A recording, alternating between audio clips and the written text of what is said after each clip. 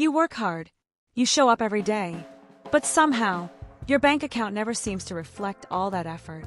The truth is, it's not always about how much money you make, it's about how you manage it. A lot of people are trapped by invisible habits they don't even realize are keeping them broke. So today, we're breaking down 10 of the most common money habits that drain your wealth and exactly how to fix them. Stick around until the end, because number 10 is the one that silently destroys the finances of even the smartest people. 1. Spending before saving. Here's the number one trap. Most people save whatever's left after they spend, which usually means nothing is left. Think about it. If you wait until the end of the month, unexpected expenses always show up. A friend's birthday dinner, a last-minute bill. Suddenly, your savings plan is gone. Flip the order instead. Pay yourself first.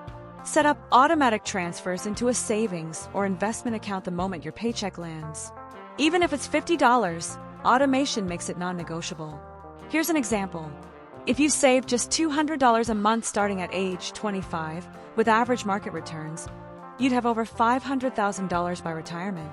If you wait until 35, you'll end up with less than half. The lesson here is to save first.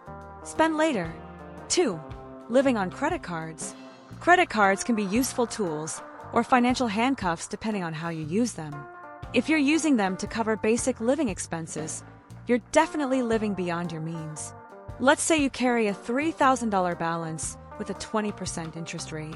Do you know how long it takes to pay off if you only make minimum payments? Over 16 years, and you'll end up paying back more than double. If you can pay in full every month, use credit cards for points, cashback, or travel perks. If not, switch to debit or cash until you're disciplined. And prioritize paying off the highest interest debt first. Remember, banks make billions from credit card interest, not because people are smart with money, but because they aren't. 3. Ignoring a budget. Budgets get a bad reputation. People think they're restrictive. But here's the reality. A budget doesn't limit your freedom, it gives you freedom. Without a budget, you'll spend emotionally and wonder where your paycheck disappeared. With a budget, however, every dollar has a job, bills, savings, fun, everything. Start right now with the 50-30-20 rule. 50% of income for needs, rent, groceries, utilities. 30% for wants, dining out, entertainment. 20% for savings and debt payoff. Not into spreadsheets. Use apps like Anab, Mint, or even your bank's budgeting tools. Here's the mindset shift. Budgeting isn't about saying no, it's about saying yes to your goals and cutting the waste.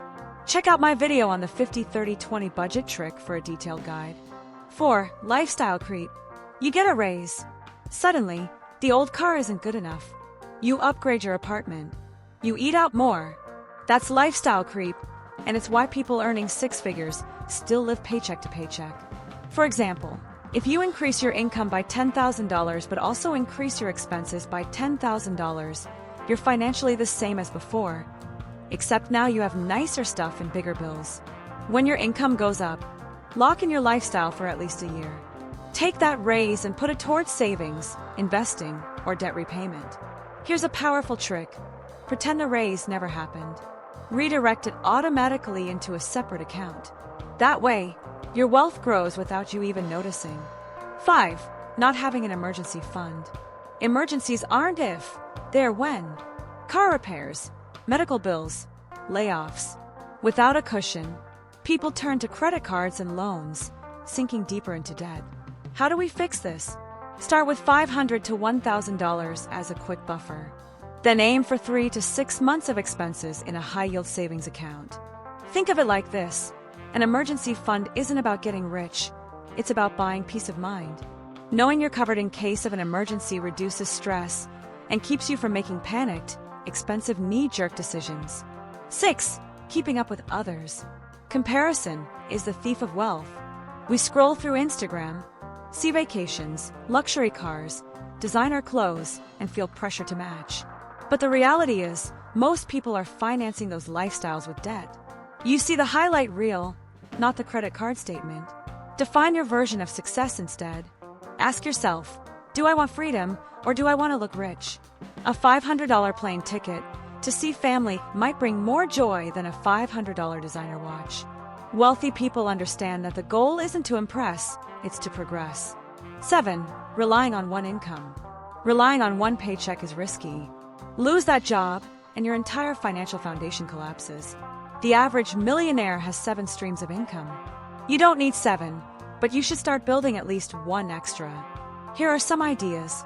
Freelancing online, writing, editing, design, consulting, selling digital products, courses, templates, dividend stocks or rental income, affiliate marketing or YouTube content, like this channel. Even $200 extra per month, invested consistently, can grow into tens of thousands. Side income isn't about getting rich overnight, it's about building resilience. 8. Avoiding investing. Many people are afraid of investing because it feels risky. But here's the truth. Not investing is far riskier. Inflation silently eats your savings. At 3% inflation, $1,000 today will be worth just $740 in 10 years.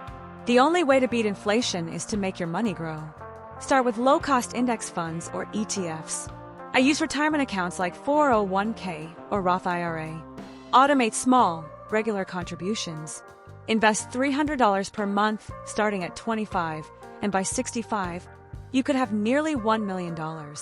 Wait until 35 to start. You'll have less than half. The earlier you start, the less you'll have to put in. That is the power of compound interest. 9. Not tracking net worth. Most people measure success by income. But high income doesn't equal wealth if expenses and debt keep rising with it. The true measure is net worth equals assets minus liabilities. Track your net worth monthly. Use a simple spreadsheet or apps like Personal Capital. Seeing your net worth grow, even slowly, is motivating. And if it's shrinking, that's your wake-up call to change your habit. Think of it like a scoreboard. If you don't track it, how do you know if you're winning? 10. Avoiding money conversations. Here's the silent wealth killer: avoiding money conversations.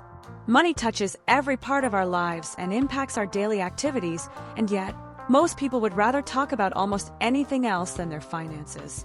Many couples argue about money not because they don't have enough, but because they don't talk about it openly.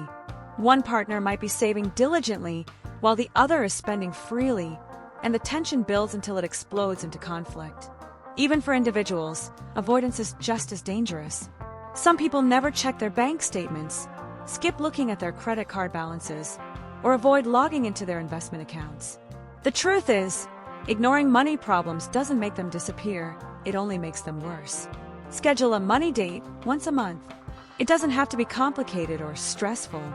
Grab a coffee, sit down with your partner, or just with yourself, and go over your finances. Keep it short. 30 minutes is enough. The key is consistency. Over time, this builds awareness, reduces stress, and keeps you on the same page about where your money is going. And when you face your numbers regularly, you'll notice patterns, good and bad, that you can act on. You'll catch bad habits early, celebrate wins as your savings grow, and feel a sense of control instead of fear. There you have it, 10 money habits that keep people broke, and how to break free. Question for you: which of these 10 habits are you working on right now?